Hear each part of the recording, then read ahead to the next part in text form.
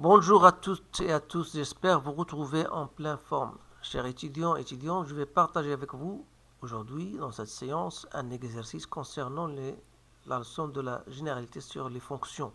Et vous savez bien sûr que ça, c'est une leçon très intéressante, soit au niveau de cette année, soit pour l'année prochaine. Alors, pour ne pas trop parler, voilà, je vous présente le sujet. Donc, il est composé d'une certaine fonction f de x définie pour x supérieur ou égal à 1 et pour x strictement inférieur à 1. Alors, les questions sont déterminer le domaine de définition de cette fonction, calculer les limites en plus l'infini, en moins l'infini, étudier la continuité de la fonction au point x0 égale à 1, étudier la continuité de f sur R, soit G la restriction de f à l'intervalle 1 plus l'infini, montre que la fonction G admet une fonction réciproque G moins 1 définie sur un intervalle J à déterminer, quel que soit x appartenant à G déterminé G moins 1 de x, et résoudre enfin dans l'intervalle J l'équation G de moins x, G moins 1 de x égale à 2. Donc voilà, essayez de stopper la vidéo pour relire convenablement votre sujet. Essayez de répondre à cette question, bien sûr, en se basant sur ce que vous avez vu dans votre cours. Et puis, vous allez comparer vos résultats avec les miens.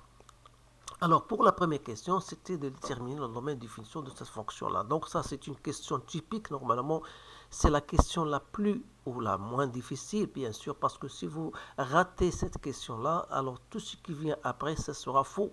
Alors, heureusement pour les gens qui vont partager, qui vont passer la deuxième année en baccalauréat, on donne normalement, on vous donne le domaine de définition dans lequel vous travaillez. Alors que cela, pour les années anciennes, bien sûr, on ne vous donne pas le domaine de définition. Alors, voilà.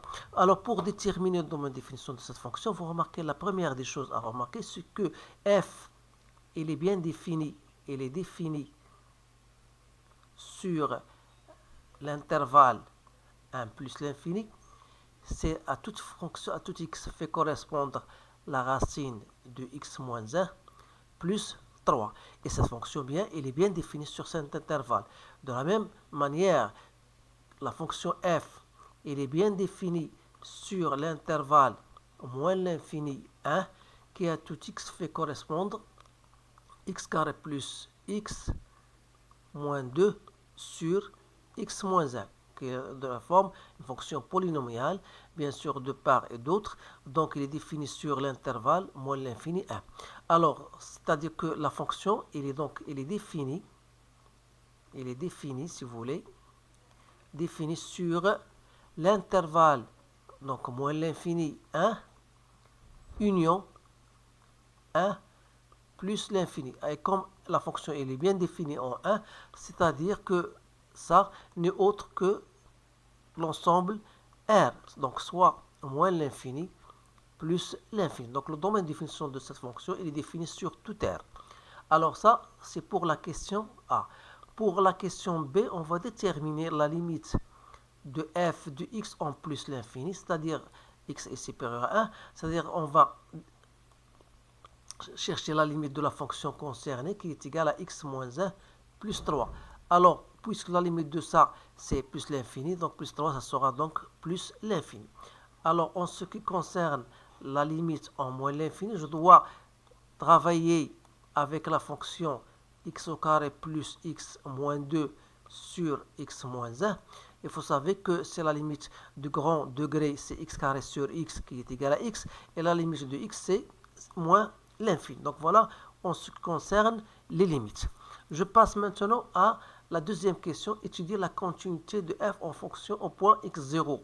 Alors, étudier la continuité, ça veut dire qu'il faut chercher la limite de f de x lorsque x tend vers x0 qui est égal à 1 en valeur absolue, en valeur plus, puis en valeur 1 moins.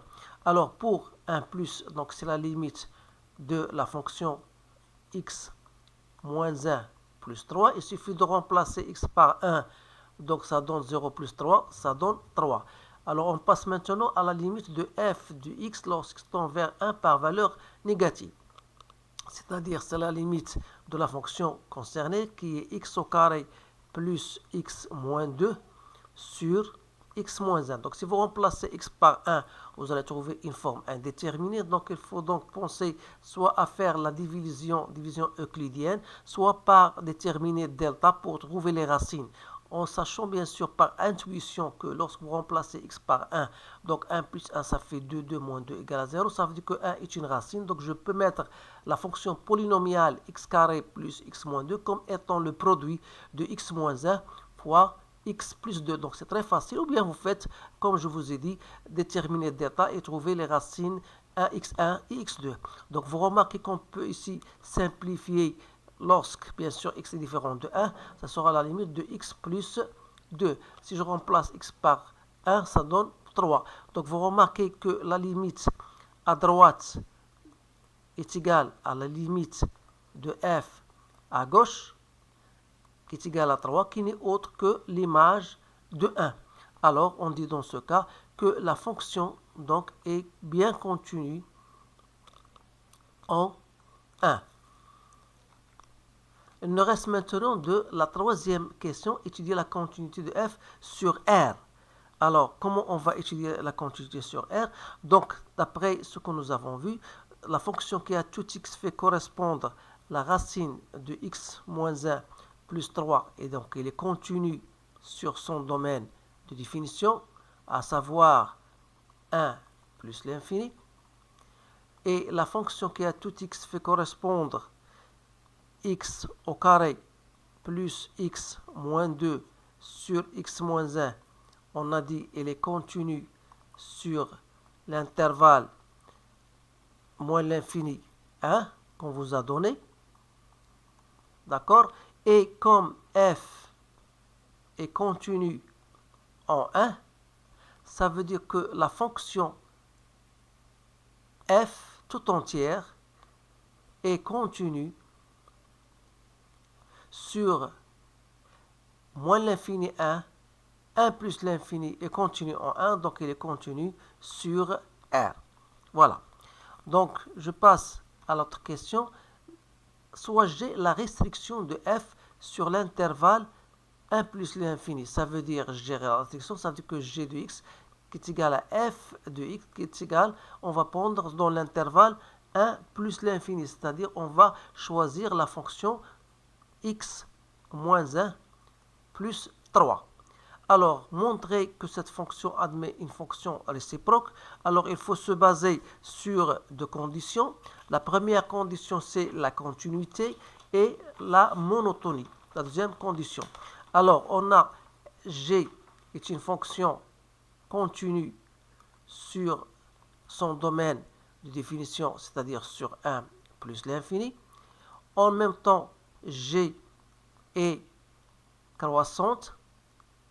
Et c'est très simple de le remarquer parce que si pour x appartenant à 1 plus, si vous prenez deux éléments a et b appartenant à 1 plus l'infini, vous remarquez que g de a, pour a inférieur à b, vous remarquez que g de a est inférieur à g de b. Donc il suffit de le remarquer. Donc on a g est croissante aussi sur l'intervalle 1 plus l'infini. Alors ces deux conditions-là vont nous permettre de conclure que g, il admet une fonction réciproque g moins 1 définie sur un intervalle j qui n'est autre que l'image de l'intervalle qu'on vous a donné, c'est-à-dire 1 plus l'infini. Alors, puisque la fonction elle est bien croissante, donc je dois chercher g de 1 et la limite de g de x en plus l'infini. Or, g de 1 est égal à 3, donc la limite c'est plus l'infini, donc voilà votre fonction. Alors, on peut dire ici, la limite g de 1, on a dit, est égal à 3, c'est bien ça. G de 1 et la limite, lorsqu'x tend vers plus l'infini, est égal à ça. Donc, puisqu'ici, on vous a donné la fonction, elle est sur 1 plus l'infini, 1 est exclu. Alors là, je n'ai pas fait attention. Donc, puisque 1 est exclu, donc voilà, vous allez exclure 1. Et dans ce cas-là, c'est-à-dire, on va changer seulement, voilà, et on va garder Donc voilà ce qui va se passer. Alors autrement dit, votre fonction g-1, donc elle est définie sur l'intervalle 3 plus l'infini vers 1 plus l'infini, qui à tout x fait correspondre g-1 de x égale à y.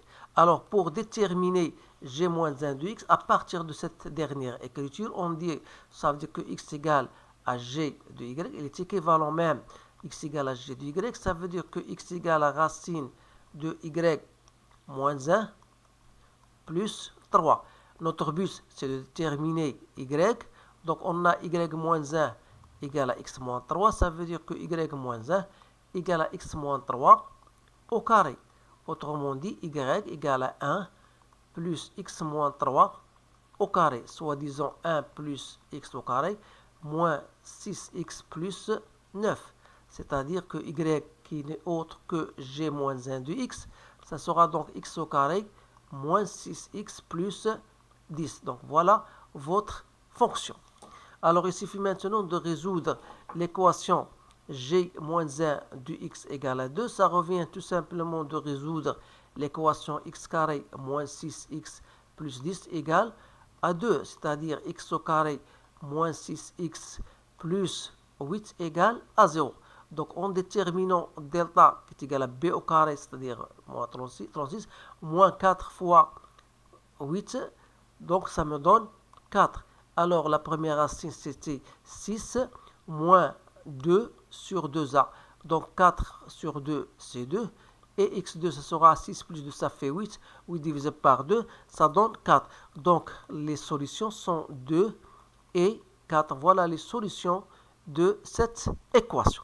Alors vous remarquez, c'est un sujet typique, essayez de le refaire. Et si vous allez bien sûr vouloir chercher d'autres exercices synonymes ou bien plus ou moins équivalents à ce sujet-là, vous pouvez entrer dans ma chaîne et vous allez directement sur la playlist concernant l'étude, bien les généralités sur les fonctions pour la première année baccalauréat. Vous allez trouver un tas d'exercices concernant ces différentes questions. Alors, je vous remercie de votre attention, je vous souhaite une bonne chance et je vous dis à bientôt.